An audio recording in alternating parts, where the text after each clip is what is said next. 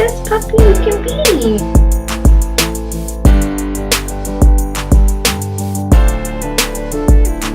Yeah. Okay, so I would try 10 minutes. So this is going to be the first kind of week you'll figure out, and he might be able to hold it a little longer. You know, he might have been going instantly there. He might hold it a little longer. You just have to kind of see with him what his time limit is. So within those, you know, just see what time you're feeding him at, and then how many times you've gone out and in. When is like the time frame that he's actually finally going? Because then you won't have to do this back and forth, you know, forever. You'll be able to say, okay, he's at 20 minutes, 25 minutes on the dot after he has to go. So then you want to take him out then.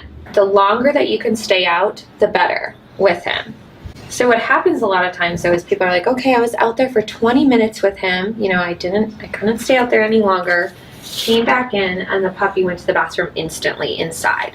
So you have to take away that opportunity completely. Just like she said, out of the crate, pick him up and take him outside. And it's good for going potty if you can start taking him out to one designated place, just outside, because puppies will get confused with, oh, is this playtime out here? Is it time to go potty? And in the beginning, it's patience, just like, this is where you go. So if you're out there for, you know, 20 minutes and you can't wait any longer, if you do come back in and he's just not going, you know that there's a poop coming. You know that he's going to have to go. So if you are coming back in, it's back to the crate for another 10, 15 minutes and then try again. The biggest mistake people make with like the accidents and destructive chewing is revolving the puppy's day around total freedom. He should earn that time out of the crate, meaning only after he goes potty. So if you are doing something where you cannot be watching him, he should be in his crate with a chewing object, his bully sticks, something.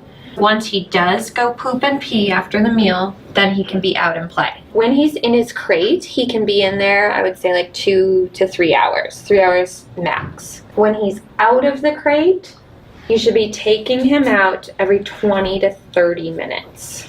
Prevention is the best way to potty train. Do you need to go? He might need to. Should we try to take him out? Yeah. Yeah, do you need to go potty? Okay, what's his little spot? Out here? I go right in front. Actually, no. I could go out there, but I just went right in front. Oh, right out here? Yeah. If it's a spot where a lot of dogs in, is that not good for him to be around other poop like that?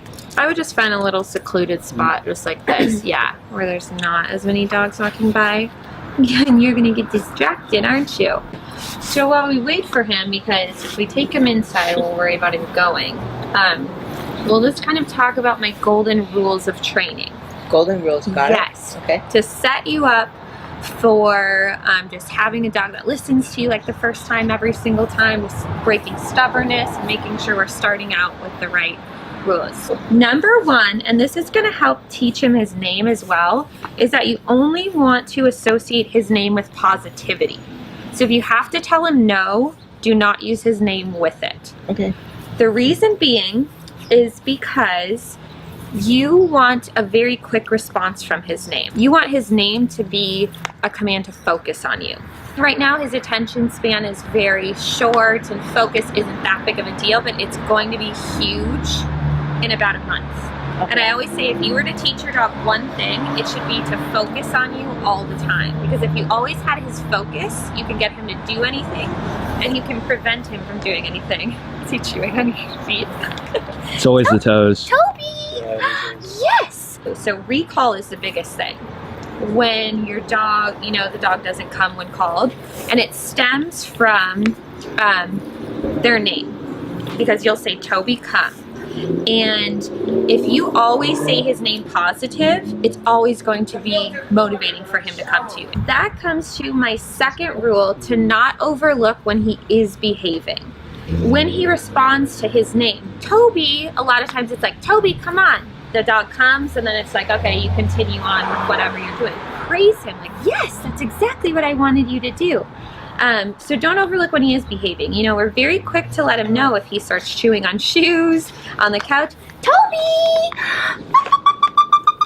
Yes! Good boy! Good little puppy. Oh, yes. But when he is just goes and grabs a toy on his own, it's kind of overlooked. It's like, oh, thank goodness, I've got 5 minutes to not be just like on him. So make sure that you praise him and tell him when he is doing the right thing. So the next rule is if you have to tell him no, you have to redirect him to what's right. Toby! So behind every single bad behavior, there's a reason behind why the dog is doing it. And as puppy owners, we don't usually think about why the dog is doing it. It's just kind of like, no, I don't like that. Don't chew on my shoe. Redirection is key to shaping behavior. A lot of people will tell me, well, if I just tell him, no, no, no, don't do that, he does stop. And yeah, he probably will stop because he can tell that you're upset. Like, no, don't chew on that. But the next time that need to chew comes back, he's gonna go right for the shoe. So redirection gets incredibly repetitive. No, don't chew on me, chew on this. I've had a baby, yeah. Yes, but as long as you're consistent with it, it will click with him. Go potty. Go potty, little mister. Yes, this is where you go potty. Good boy. Okay, let's give him a treat. Yes. Yes, what a quick puppy. Oh, good boy. Should we go in and get your toys? What do you think?